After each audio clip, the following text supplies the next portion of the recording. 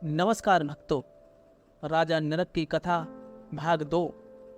भक्तों, आज मैं आप लोगों के लिए राजा नरक की कथा का भाग 2 लेकर आया हूँ।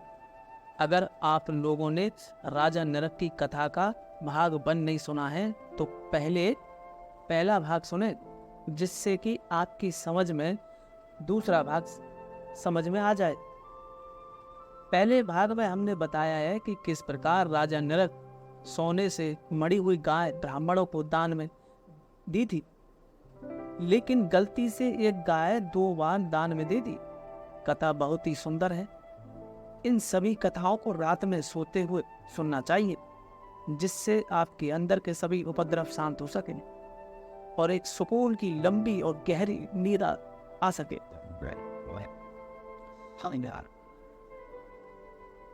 इस घटना के पश्चात जब राजा के शरीर त्यागने का समय आया, तब उन्हें यमराज के समक्ष ले जाया गया। यमराज ने उनसे पूछा, तुम पहले अपने पुण्य कर्मों के फल का उपभोग करना चाहते हो अथवा पाप कर्मों का फल भोगना चाहते हो? यमराज ने यह भी संकेत दिया कि राजा इतने पुण्य कर्म एवं दान किए हैं कि नरक के सुख उपभोग की सीमा उन्हें ज्ञात नहीं थी। राजा के भौतिक सुख की कोई सीमा नहीं थी, किंतु इस संकेत के प्राप्त होने पर भी वे चकित थे। उन्होंने प्रथम अपने पापों का फल भोगने और तदुपरांत अपने पुण्य कर्मों का फल स्वीकार करने का निश्चय किया। अतएव यमराज ने तत्काल उन्हें एक छिपकली बना दिया। राजा नरक एक विशाल छिपकली के रूप में दीर्घकाल तक कुएं में पड़े रहे। उन्होंने भगवान श्री कृष्ण से कहा, जीवन की उस निकृष्ट अवस्था में रहने पर भी मेरी स्मरण शक्ति का कभी नाश नहीं हुआ, और हे भगवान, मैं केवल आपका स्मरण करता रहा। राजा नरक के इन कथनों से प्रतीत होता है कि जो लोग सकाम कर्म के नियम का अनुसरण करते हैं और भौतिक लाभ प्राप्त करते हैं, वे बुद्धिमान नहीं होते। यमराज के द्वारा एक चीज चुनने का अवसर दिए जाने पर राजा नरक प्रथम अपने पुण्य कर्मों का फल स्वीकार कर सकते थे, किंतु इसके स्थान पर उन्होंने सोचा कि पापों का फल पहले भोगकर बाद में अपने पुण्य कर्मों के फल का निर्बाध आनंद प्राप्त करना अधिक उत्तम होगा। कुल मिलाकर उनमें श्री कृष्ण भक्ति का विकास नहीं हुआ था। कृष्ण भावना भावित व्यक्ति में भगवान श्री कृष्ण के प्रति प्रेम विकसित हो जाता है और उसे पुण्य अथवा पाप कर्मों से कोई प्रेम नहीं होता। अतः वह ऐसे कर्मों के फल का भागी नहीं होता। जैसा कि ब्रह्म संहिता में कहा गया है कि भगवान की कृपा से भक्त सकाम कर्मों के फल का भागी नहीं होता। अपने पुण्य कर्मों के फलस्वरूप किसी न किसी प्रकार राजा नरक ने भगवान के दर्शन की अभिलाषा की थी। उन्होंने आगे कहा, प्रिय भगवान, मेरी तीव्र अभिलाषा थी कि किसी दिन मैं आपके स्वयं दर्शन कर सकूं। मेरे विचार में शास्त्रोक्त एवं दान कर्मों के संपादन में मेरी अभिरुचि तथा आपके दर्शन करने से मेरी तीव्र अभिलाषा, इन दोनों के सहयोग के कारण ही मैं अपने पूर्व जन्म का स्मरण रख सका हूँ। यद्यपि मैं एक छिपकली बन गया हूँ, तथापि मुझे स्मरण है कि पूर्व काल में मैं कौन था। पूर्व जन्म का स्मरण रखने वाले जाति स्मरण कहलाता है। प्रिय भगवान, आप प्रत्येक व्यक्ति के हृदय में असीम परमात्मा हैं। अनेक महान योगी ऐसे हैं जिनके पास वेदों तथा उपनिषदों के माध्यम से आपके दर्शन करने वाली दृष्टि है।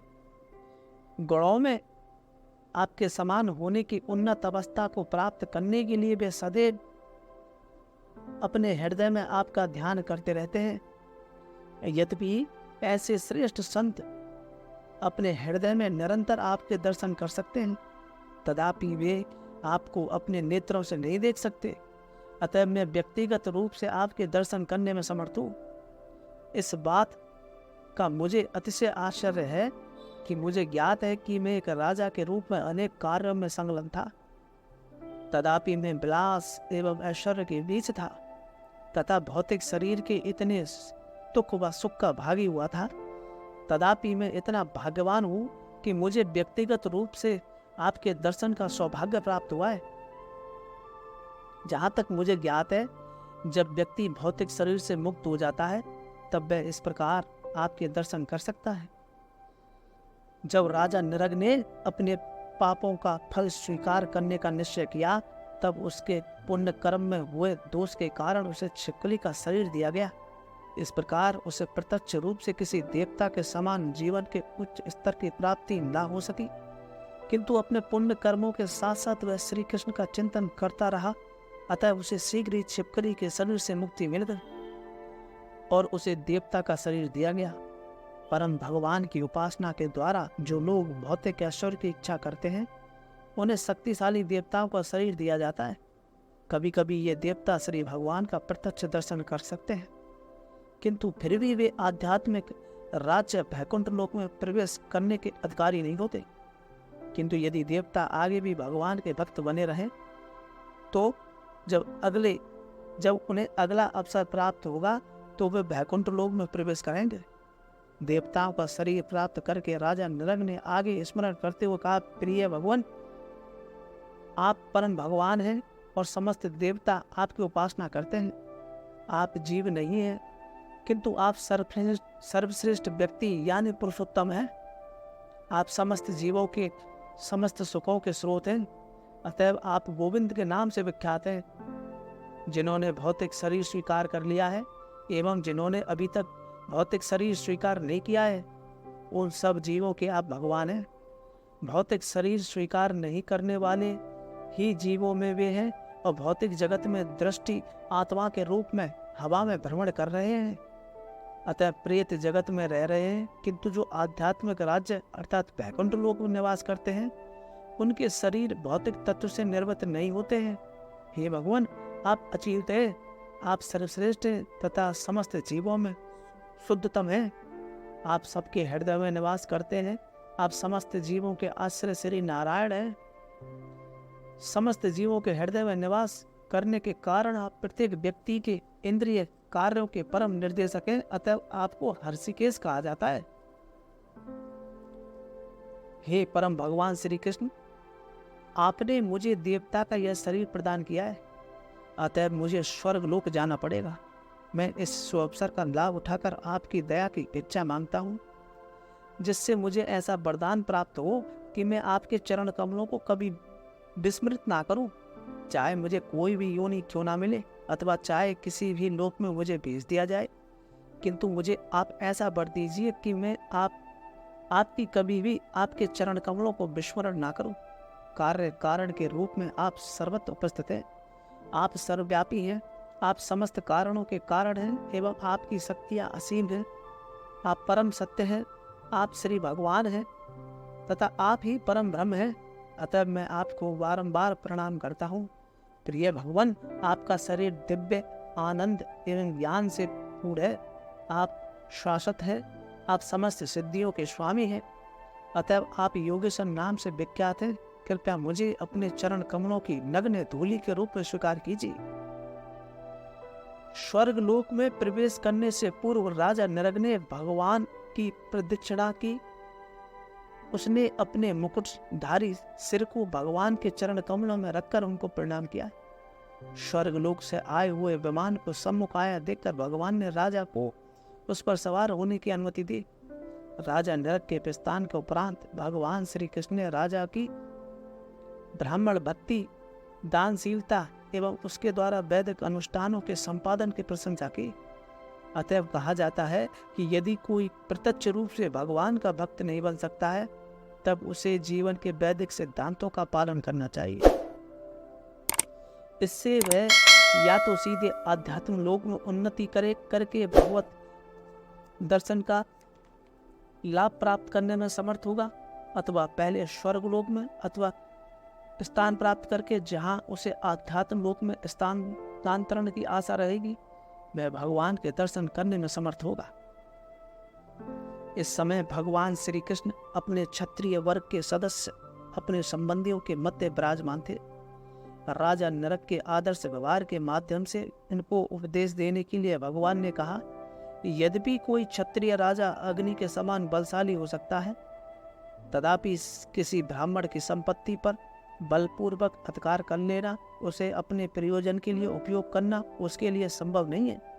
यदि ऐसा है तब मिथ्या ही स्वयं को इस भौतिक जगत में सर्वाधिक शक्तिमान समझने वाले साधारण राजा किस प्रकार ब्राह्मण की संपत्ति का बलपूर्वक अधिकार कर सकते हैं। मेरे विचार में विषपान भी उतना कष्टपूर्ण नहीं है जितना ब्राह्मण की संपत्ति लेना। साधारण विष का उपचार हो सकता है, व्यक्ति को इसके प्रभाव से मुक्ति मिल सकती है, किंतु यदि कोई ब्राह्मण की संपत्ति हरने का विषपान करता है तो उस दोष के लिए कोई उपचार नहीं है। इस तथ्य के आदर्श उदाहरण राजा नरक थे। वे अत्यंत शक्तिशाली एवं पुण्यात्मा थे, किंतु अनजाने में एक ब्राह्मण की गाय पर अधिकार कर लेने की छोटी सी भूल के परिणाम स्वरूप उन्हें छिपकली के निंदनीय जीवन का दंड मिला। साधारण विष केवल उसे प्रभावित करता है जो उसका पान करता है। जो साधारण अग्नि को जल डालकर बुझाया जा सकता है, किंतु किसी ब्राह्मण की आध्यात्मिक शक्ति से जलाई गई अरड़ी अग्नि ऐसे ब्राह्मण को क्रुद्ध करने वाले व्यक्ति के समस्त परिवार को जलाकर भस्म कर देती है। भगवान श्री कृष्ण ने कहा, यदि अपने धन, बल तथा प्रतिष्ठा पर अभिमान करने वाला कोई राजा ब्राह्मण की संपत्ति पर अधिकार करना चाहता है तो समझना चाहिए कि वह अपने लिए नरक का मार्ग प्रशस्त कर रहा है। उसे ज्ञात नहीं रहता कि मूर्खतापूर्ण कार्य के लिए उसे कितना कष्ट सहन करना पड़ेगा।